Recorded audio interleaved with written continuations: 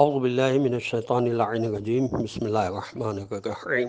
میں کراچی سے علی احمد آپ کی خدمت میں اس وقت قرآن مجید کے پارہ نمبر 2 کے پہلے رباع کا ترجمہ پیش کر رہا ہوں، اور یہ ترجمہ علامہ سید ذیشان حیدر جوادی مرحوم نے کیا ہے۔ بسم اللہ الرحمن الرحیم۔ عنقریب احمق لوگ یہ کہیں گے کہ ان مسلمانوں کو اس قبلے سے کس نے موڑ دیا ہے جس پر پہلے قائم تھے؟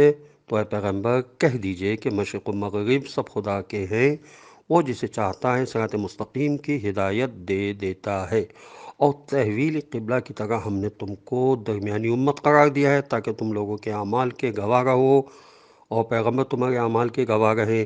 اور ہم نے پہلے قبلہ کو صرف اس لیے قبلہ بنایا تھا کہ ہم یہ دیکھیں کہ کون رسول کا اتباع کرتا ہے اور کون پچھلے پاؤں پلٹ جاتا ہے۔ اگرچہ یہ قبلہ ان لوگوں کے علاوہ سب پر گرا ہے جن کی اللہ نے ہدایت کر دی ہے، اور خدا تمہارے ایمان کو ضائع نہیں کرنا چاہتا، وہ بندوں کے حال پر مہربان ہے اور رحم کرنے والا ہے۔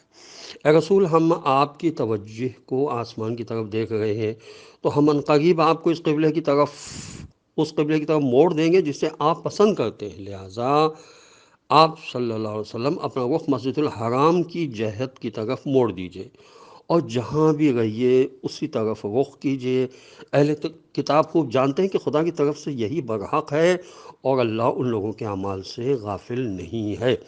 اگر آپ ان اہل کتاب کے پاس تمام آیتیں بھی پیش کر دیں کہ یہ آپ کے قبلے کو مان لیں تو ہرگز نہ مانیں گے، اور آپ بھی ان کے قبلے کو نہ مانیں گے، اور یہ آپس میں بھی ایک دوسرے کے قبلے کو نہیں مانتے۔ اور علم کے آ جانے کے بعد اگر آپ ان کی خواہشات کا اتباع کر لیں گے تو آپ کا شمار ظالموں میں ہو جائے گا۔ جن لوگوں کو ہم نے کتاب دی ہے وہ رسول کو بھی اپنی اولاد ہی کی طرح پہچانتے ہیں، بس ان کا ایک گروہ ہے جو حق کو دیدہ و دانستہ چھپا رہا ہے۔ اے رسول، یہ حق آپ کے پروردگار کی طرف سے، لہٰذا آپ ان شک و شبہ کرنے والوں میں نہ ہو جائیں۔ ہر ایک کے لیے ایک رخ معین ہے اور وہ اسی کی طرف منہ کرتا ہے۔ اب تم نیکیوں کی طرف سبقت کرو، اور تم سب جہاں بھی رہو گے خدا ایک دن سب کو جمع کر دے گا کہ وہ ہر چیز پر قادر ہے۔ پیغمبر صلی اللہ علیہ وسلم اب جہاں سے باہر نکلیں اپنا رخ مسجد الحرام کی سمت ہی رکھیں کہ یہی پروردگار کی طرف سے حق ہے، اور اللہ تم لوگوں کے اعمال سے غافل نہیں ہے۔ اور آپ جہاں سے بھی نکلیں اپنا رخ خانہ کعبہ کی طرف رکھیں، اور پھر تم سب جہاں رہو تم سب بھی اپنا رخ ادھر ہی رکھو تاکہ لوگوں کے لیے تمہارے اوپر کوئی حجت نہ رہ جائے سوائے ان لوگوں کے کہ جو ظالم ہیں، تو ان کا خوف نہ کرو بلکہ اللہ سے ڈرو کہ ہم تم پر اپنی نعمت تمام کر دینا چاہتے ہیں کہ شاید تم ہدایت یافتہ ہو جاؤ، جس طرح ہم نے تمہارے درمیان تم ہی میں سے ایک رسول بھیجا ہے جو تم پر ہماری آیات کی تلاوت کرتا ہے، تمہیں پاک و پاکیزہ بناتا ہے اور تمہیں کتاب و حکمت کی تعلیم دیتا ہے، اور وہ سب کچھ بتاتا ہے جو تم نہیں جانتے تھے۔ اب تم ہم کو یاد کرو تو ہم تمہیں یاد رکھیں، اور ہمارا شکریہ ادا کرو اور کفران نعمت نہ کرو۔ ایمان والوں، صبر اور نماز کے ساتھ مدد مانگو کہ خدا صبر کرنے والوں کے ساتھ ہے۔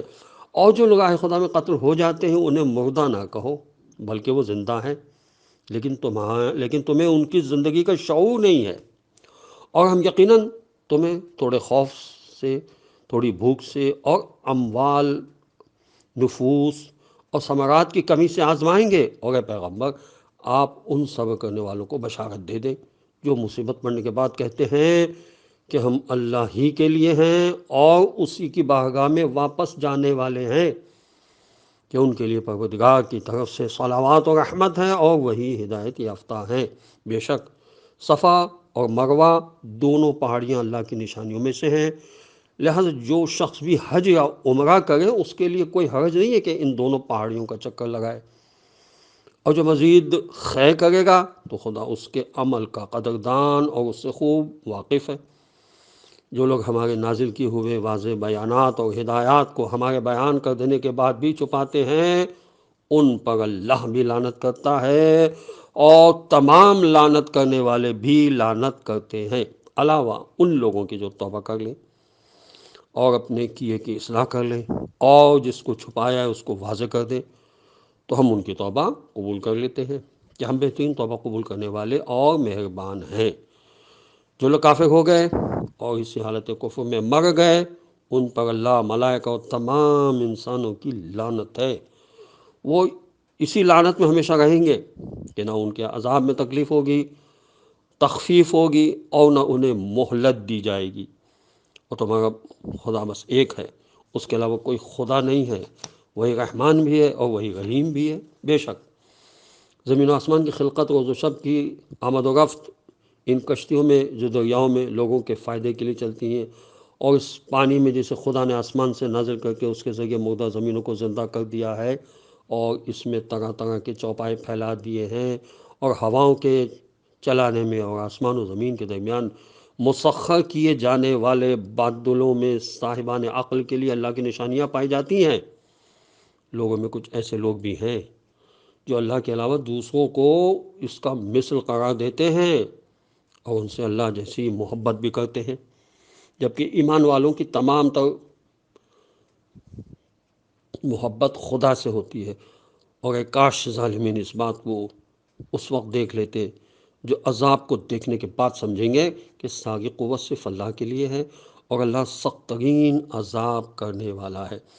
اس وقت سب کے پیر اپنے مریدوں سے بیزاری کا اظہار کریں گے اور سب کے سامنے عذاب ہوگا اور تمام وسائل منقطع ہو چکے ہوں گے، اور مرید بھی یہ کہیں گے کہ اے کاش ہم نے ان سے اسی طرح بیزاری اختیار کی ہوتی، اس طرح یہ آج ہم سے نفرت کر رہے ہیں۔ خدا ان سب کے اعمال کو اسی طرح حسرت بنا کر پیش کرے گا، اور ان میں سے کوئی جہنم سے نکلنے والا نہیں ہے۔ اے انسانوں، زمین میں جو کچھ بھی حلال و طیب ہے اسے استعمال کرو، اور شیطانی اقدامات کا اتباع نہ کرو کہ وہ تمہارا کھلا ہوا دشمن ہے۔ وہ بس تمہیں بد عملی اور بدکاری کا حکم دیتا ہے اور اس بات پر آمادہ کرتا ہے کہ خدا کے خلاف جہالت کی باتیں کرتے رہو۔ جب ان سے کہا جاتا ہے کہ جو کچھ خدا نے نازل کیا اس کا اتباع کرو، تو کہتے ہیں کہ ہم اس کا اتباع کریں گے جس پر ہم نے اپنے باپ دادا کو پایا ہے۔ کیا یہ ایسا ہی کریں گے چاہے ان کے باپ دادا بے عقل ہی رہے ہوں اور ہدایت یافتہ نہ رہے ہوں؟ جو لوگ کافر ہو گئے ہیں ان کے پکارنے والے کی مثال اس شخص کی ہے جو جانوروں کو آواز دے اور جانور پکارے اور آواز کے علاوہ اور کچھ نہ سنے، اور جانور پکار اور آواز کے علاوہ کچھ نہ سنے اور نہ سمجھیں۔ یہ کفار بہرے، گونگے اور اندھے ہیں، انہیں عقل سے سروکار نہیں ہے۔ صاحبان ایمان، جو ہم نے پاکیزہ رزق عطا کیا ہے اسے کھاؤ اور دینے والے خدا کا شکریہ ادا کرو۔ اگر تم اس کی عبادت کرتے ہو، اس نے تمہارے اوپر بس مردار، خون، سور کا گوشت اور جو غیر خدا کے نام پر ذبح کیا جائے اس کو حرام قرار دیا ہے۔ پھر بھی اگر کوئی مضطر ہو جائے اور حرام کا طلبگار ہو اور ضرورت سے زیادہ استعمال کرنے والا نہ ہو تو اس کے لیے کوئی گناہ نہیں ہے۔ بے شک خدا بخشنے والا اور مہربان ہے۔ جو لوگ خدا کی نازل کی ہوئی کتاب کے احکام کو چھپاتے ہیں اور اسے تھوڑی سی قیمت پر بیچ ڈالتے ہیں، وہ در حقیقت اپنے پیٹ میں صرف آگ بھر رہے ہیں، اور خدا روز قیامت ان سے بات بھی نہیں کرے گا اور نہ انہیں پاکیزہ قرار دے گا اور نہ ان کے لیے دردناک عذاب میں کمی ہوگی۔ یہی وہ لوگ ہیں جنہوں نے گمراہی کو ہدایت کے عوض اور عذاب کو مغفرت کے عوض خرید لیا ہے۔ آخر یہ آتش جہنم پر کس قدر صبر کریں گے؟ یہ عذاب صرف اس لیے ہے کہ اللہ نے کتاب کو حق کے ساتھ نازل کیا ہے اور اس میں اختلاف کرنے والے حق سے بہت دور ہو کر جھگڑے کر رہے ہیں۔ السلام علیکم ورحمۃ اللہ وبرکاتہ۔